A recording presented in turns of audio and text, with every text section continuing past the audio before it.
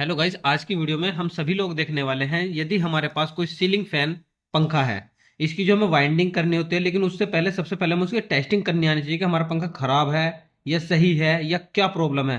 Capacitor problem है तो कैसे टेस्ट करेंगे और सीरीज के बोर्ड के माध्यम से कैसे टेस्टिंग करेंगे, इस चीज की प्रॉपर जानकारी मिलने वाली है आज की इस वीडियो में वन बाई वन। सबसे पहले हम इसमें देख लेते हैं कि हमारे इसमें कैपेसिटर के वायर कौन से हैं। देखो दोस्तों, इसमें जो आपके कैपेसिटर वाले वायर है और कैपेसिटर कितनी पावर का लगा हुआ है ये आपको पता होना चाहिए।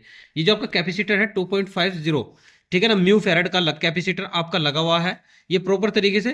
और उसके बाद यदि आप ध्यान से देखें तो आपके जो कैपेसिटर वाले वायर है नीचे वाले दो टर्मिनल में खींचे हुए हैं और इससे ऊपर वाले टर्मिनल में आपकी मेन वायर है। सबसे पहले आप इन्हें ओपन करो और उसके बाद आपको सबसे पहले लाइन टेस्टर का भी पता होना चाहिए कि लाइन टेस्टर फेस टेस्टर इसी का ही नाम है। इसी के माध्यम से आपको इन्हें खोलना होगा। और एक चीज का ध्यान रखना, जब भी आप वायर को खोले कैपेसिटर को प्रॉपर तरीके से शॉर्ट कर ले। उस कंडीशन कभी कभी क्या होता है, यदि आपका पंखा वर्क नहीं करता तो उस कंडीशन में आपका जो कैपेसिटर है वो चार्ज हो जाता है और उसकी वजह से आपको करंट भी लग सकता है।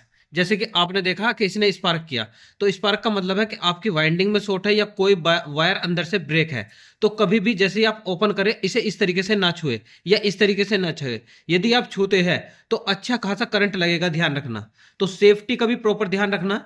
जब भी आप काम करो तो आपके हाथ में क्या नहीं होना चाहिए, मेटल की कोई भी चीज नहीं होनी चाहिए। अब सबसे पहले हम इसे करते हैं ओपन। ये जो कैपेसिटर है, चाहे ये आपका 10 दिन 20 दिन 1 महीना 1 साल कितने दिन रुका हो जाओ, लेकिन जब तक आप इसे शॉर्ट नहीं करोगे इसका जो स्टोरेज होगा, इसके अंदर जो भी स्टोरेज होगा वो कभी भी खत्म नहीं होगा। इस चीज का ध्यान रखना। ये स्टोर करता है किस चीज को, आपके इलेक्ट्रॉन के अंदर जो प्रवाह होती है ना, धारा, उसको स्टोर करके रखता है। उसके बाद अब हम इस कनेक्टर को ओपन करते हैं। अब हम अच्छे तरीके से फैन को खोलते हैं। और एक चीज का ध्यान रखना, यदि आपका पंखा नया हो पुराना हो कोई दिक्कत नहीं है, लेकिन हमेशा जब भी पंखे को खोले प्रॉपर तरीके से कैपेसिटर को जरूर, सॉरी, कपड़े को जरूर बिछा ले और इस शो का प्रॉपर तरीके से ध्यान रखे। जो आपकी ये शो होती है, यदि आप कपड़ा लगाओगे तो टूटने से आपकी बची रहेगी। सबसे पहले ये जो आप देख पा रहे हैं ये नट हम खोल लेते हैं अच्छे तरीके से। खोलने के बाद जब भी आप ओपन करो एक चीज का ध्यान रखना, प्रॉपर तरीके से आपको इसमें चोट नहीं मारनी। यदि आप चोट मारोगे तो उसका प्रॉपर जो है पेपर जो होता है अंदर का वो टूट जाएगा।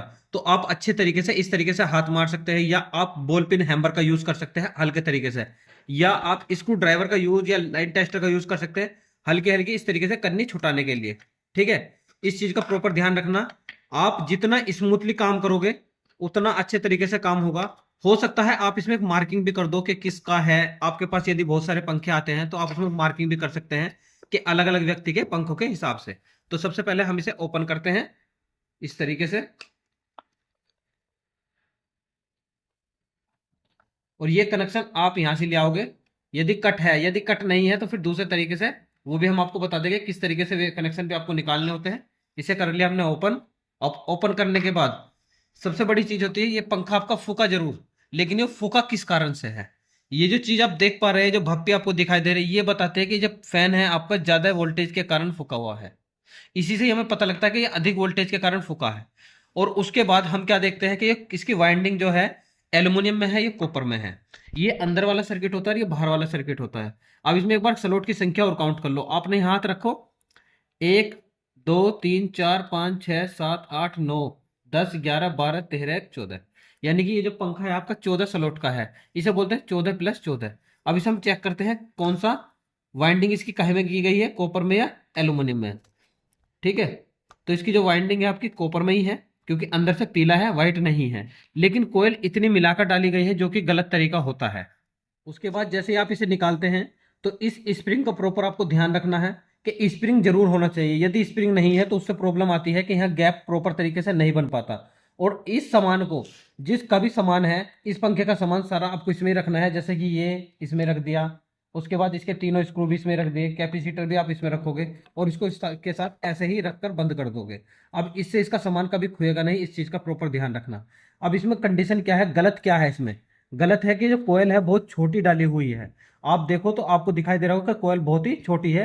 यदि आप हमारी वाइंडिंग देखोगे और बाद में, तो उसमें आपको पता लग जाएगा इसमें टनों की संख्या भी बहुत कम की गई है। यदि आप टनों की संख्या जानना चाहते हैं कि जिससे कि स्पीड ना घटे, टनों की संख्या कितनी करें, तो कमेंट सेक्शन में आप पूछ सकते हैं। अब हम इसकी करते हैं, पहले कटिंग करेंगे। कटिंग करने के बाद पेपर डालेंगे और उसके बाद आपको दिखाएंगे इसे कंप्लीट वर्किंग कराकर।